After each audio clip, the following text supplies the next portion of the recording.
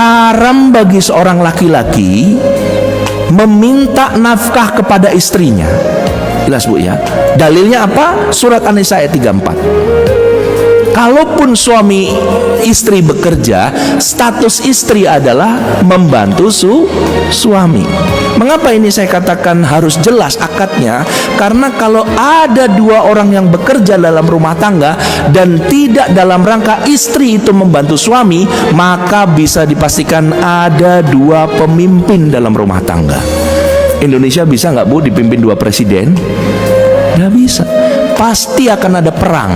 Makanya mohon maaf sekali lagi saya katakan, yuk kita introspeksi. Banyaknya rumah tangga sekarang yang di ujung perceraian diawali dari suatu perkara yang sebetulnya malah perkara yang sebetulnya menggembirakan awalnya. Bagaimana nggak menggembirakan? Dua orang bekerja dalam rumah tangga, pendapatannya pasti lebih banyak daripada yang bekerja satu orang. Artinya mereka dalam rumah tangga ini kaya, mereka punya banyak uang. Tapi la qadarullah, mengapa orang-orang yang akhirnya Allah uji dengan kenikmatan berupa harta karena suami dan istri mereka bekerja dan qadarullah mereka mempunyai uang yang banyak, mereka rumah tangganya akhirnya retak? Ternyata diawali dari ini Bu, surat An-Nisa ini. Karena fitrahnya yang menjadi pemimpin itu adalah laki-laki, laki-laki yang mencari nafkah, laki-laki yang menafkahi. Tapi akhirnya sekarang dunia terbalik. Perempuan ikut bekerja, perempuan ikut menafkahi, dan akhirnya perempuan menjadi pemimpin tandingan dalam rumah tangga. Haram bagi seorang laki-laki meminta nafkah kepada istrinya. Haram bagi seorang laki-laki meminta nafkah kepada istrinya. Jelas Bu ya.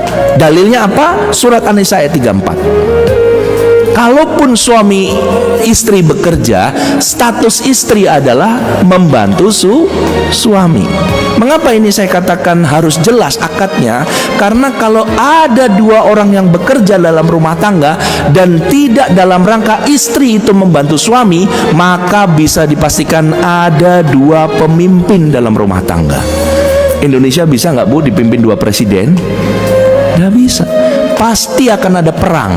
Makanya mohon maaf sekali lagi saya katakan, yuk kita introspeksi. Banyaknya rumah tangga sekarang yang di ujung perceraian diawali dari suatu perkara yang sebetulnya malah perkara yang sebetulnya menggembirakan awalnya. Bagaimana nggak menggembirakan?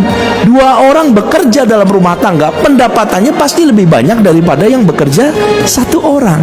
Artinya mereka dalam rumah tangga ini kaya, mereka punya banyak uang. Tapi la qadarullah, mengapa orang-orang yang akhirnya Allah uji dengan kenikmatan berupa harta karena suami dan istri mereka bekerja dan qadarullah mereka mempunyai uang yang banyak, mereka rumah tangganya akhirnya retak? Ternyata diawali dari ini Bu, surat An-Nisa ini. Karena fitrahnya yang menjadi pemimpin itu adalah laki-laki, laki-laki yang mencari nafkah, laki-laki yang menafkahi. Tapi akhirnya sekarang dunia terbalik. Perempuan ikut bekerja, perempuan ikut menafkahi, dan akhirnya perempuan menjadi pemimpin tandingan dalam rumah tangga. Haram bagi seorang laki-laki meminta nafkah kepada istrinya.